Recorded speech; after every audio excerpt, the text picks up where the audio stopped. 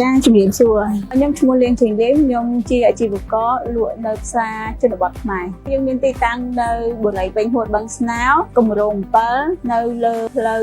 207ផ្ទះលេខ 9A ហាងខ្ញុំបើកដំណើរការចាប់ពីម៉ោង 7 ព្រឹករហូតដល់ម៉ោង 9 យប់មានផ្លែឈើក្នុងស្រុកនិងផ្លែឈើក្រៅស្រុកមានបន្លែធម្មជាតិបន្លែអូร์ហ្គានិកមានត្រីងៀតសាច់ជ្រូកសាច់មាន់ហើយសាច់ជ្រូកក៏យើងយកក្នុងស្រុកដែរបដោតសំខាន់គឺយើងផលិតផលនៅក្នុងស្រុកភាគច្រើនមានតាំងពីនំក៏យើងមានលក់ដែរដូចជាគ្រាប់ធញ្ញជាតិអីរបស់ខ្មែរគ្រាប់ស្វាយចន្ទី